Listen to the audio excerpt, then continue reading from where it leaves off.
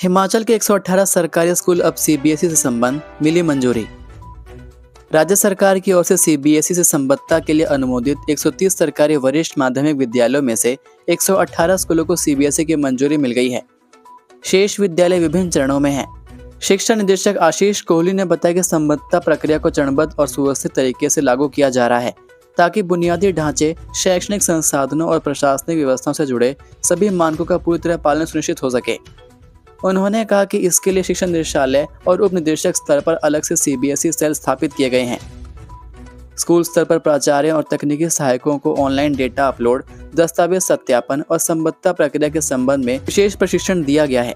शैक्षणिक सत्र 2025-26 में सीबीएसई से संबद्ध हुए सभी सरकारी स्कूल पहली बार वर्ष 2028 में सीबीएसई बोर्ड परीक्षाओं में सम्मिलित होंगे।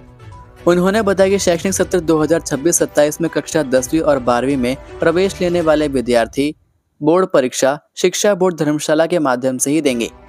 यह समय सीमा इसलिए निर्धारित की गई है ताकि विद्यार्थी सीबीएसई के पाठ्यक्रम और शैक्षणिक ढांचे के अनुरूप पूर्ण अध्ययन अवधि पूरी कर सकें और बोर्ड परीक्षा में बैठने से पूर्व आवश्यक शैक्षणिक प्रगति सुनिश्चित हो सके। कुल्लू के विधायक सुंदर सिंह ठाकुर जल्द बनेंगे मंत्री, सदन में सीएम ने किया ऐलान। मुख्यमंत्री सुखविंदर सिंह सुक्खू ने मंगलवार को हिमाचल प्रदेश विधानसभा सदन में कुल्लू के विधायक सुंदर सिंह ठाकुर को जल्द मंत्री बनाने का ऐलान किया। नेता प्रतिपक्ष जयराम ठाकुर और कांग्रेस विधायक सुंदर ठाकुर के बीच हुई तीखी तकरार के दौरान हस्तक्षेप करते हुए उन्होंने यह बात कही। सदन में राजस्व घाटा अनुदान पर चर्चा के दौरान विधायक सुंदर ठाकुर और नेता प्रतिपक्ष जयराम ठाकुर किसी बात को लेकर आमने सामने हो गए। इस दौरान सदन का माहौल गर्मा गया। मुख्यमंत्री सदन से बाहर थे। सत्ता पक्ष और विपक्ष में नोकझोंक के बीच मुख्यमंत्री हाउस में आए। इस बीच मुख्यमंत्री ने कहा कि सुंदर ठाकुर को जल्द मंत्री बनाया जाएगा और नेता प्रतिपक्ष को इसका निमंत्रण जल्द मिलेगा। इसके बाद सदन का माहौल शांत हुआ और सदन की कार्यवाही सुचारू रूप से चलने लगी। इस बीच विधानसभा अध्यक्ष कुलदीप सिंह पठानिया ने सदन में व्यवस्था दी कि चर्चा के दौरान की गई व्यक्तिगत टिप्पणी को रिकॉर्ड से हटाया जाएगा। पर्वतीय इलाकों में बर्फबारी की संभावना, मध्य व मैदानी इलाके रहेंगे साफ। राज्य में अब मौसम के पूरी तरह से साफ व शुष्क बने रहने की संभावनाएं हैं। एक ताजा पश्चिमी विक्षोभ के सक्रिय होने से बुधवार को उच्च पर्वतीय इलाकों में एक दो स्थानों पर हल्की बारिश और बर्फबारी के आसार हैं, जबकि मध्य व मैदानी इलाके शुष्क बने रहेंगे। उसके बाद प्रदेश में 23 फरवरी तक मौसम पूरी तरह से साफ व शुष्क बना रहेगा। मंगलवार को राजधानी शिमला सहित राज्य के अधिकांश हिस्सों में धूप खिली रही। हालांकि कहीं कहीं हल्के बादल भी छाए, लेकिन बावजूद इसके ऊना में अधिकतम तापमान 28.7 डिग्री जबकि राजधानी शिमला में 18.2 डिग्री रिकॉर्ड किया गया। आगामी दिनों अब किसी प्रकार का कोई भी अलर्ट जारी नहीं किया गया है। राज्य के जनजातीय जिलों में न्यूनतम तापमान शून्य से नीचे माइनस में बना हुआ है, जिससे वहां ठिठुरन अवश्य है, लेकिन मध्य व मैदानी इलाकों के तापमान में अब उछाल आ रहा है। हिमाचल का पैसा रुकवाने के लिए दिल्ली जाते हैं जयराम। उप मुख्यमंत्री मुकेश अग्निहोत्री ने आरोप लगाया है कि नेता प्रतिपक्ष जयराम ठाकुर दिल्ली हिमाचल का पैसा रुकवाने के लिए जाते हैं।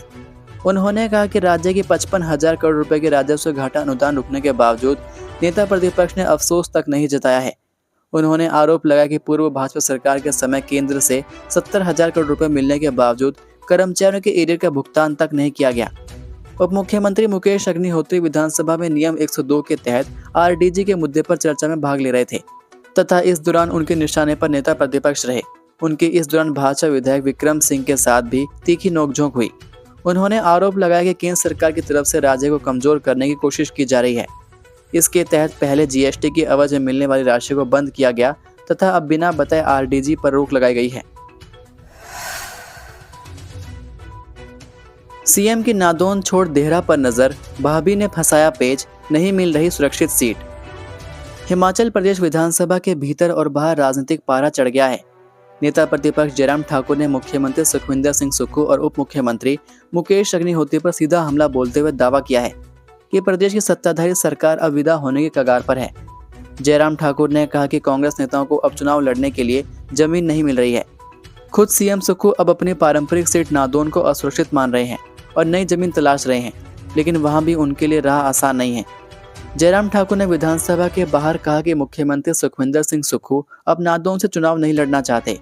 वे अपने लिए सुरक्षित ठिकाने की तलाश कर रहे हैं और देहरा की ओर देख रहे हैं। ठाकुर ने तंज कसते हुए कहा कि सीएम साहब देहरा से चुनाव लड़ने का मन बना रहे हैं, मगर वहां तो भाभी जी बैठी हैं। भाभी जी ने स्पष्ट संकेत दे दिए हैं कि वह धेरा नहीं छोड़ेंगी। हम भी भाभी जी के साथ हैं। उन्हें वहां से डिसलॉज बेदखल नहीं किया जाना चाहिए। जयराम ने कटाक्ष किया कि जब घर के भीतर ही सीट को लेकर सहमति नहीं है तो जनता के बीच कांग्रेस की क्या स्थिति होगी, इसका अंदाजा आसानी से लगाया जा सकता है। मुख्यमंत्री जगह ढूंढ रहे, कहां से चुनाव लड़ूं? उधर से भाभी जी अट गई है, मैं तो यहीं से लड़ूं। अब वो तलाश रहे हैं, सर्वे कर रहे हैं कई जगह। और मुकेश जी तो अपने आप कह चुके हैं कि मेरा चुनाव लड़ने का मन नहीं। बड़े बड़े नेता कह रहे हैं तो छोटों को क्या हाल होगा? ये तो आप मान करके चलिए, बड़े बड़े कांग्रेस के नेता चुनाव के मैदान से भागेंगे इस बार। ये थे आज के मुख्य समाचार। हिमाचल प्रदेश की बड़ी खबरें रोजाना जानने के लिए सब्सक्राइब कीजिए DHP न्यूज़ चैनल को और बेल आइकन पर क्लिक करें, जिससे आपको प्रदेश की बड़ी खबरें हमारे द्वारा मिलती रहें। वीडियो को लाइक और शेयर ज़रूर कीजिए और आप हमारी वीडियो कौन से शहर से देख रहे हैं नीचे कमेंट करके ज़रूर बताइए। वीडियो में अंत तक बने रहने के लिए आपका बहुत बहुत धन्यवाद। जय हिंद, जय भारत, जय हिमाचल।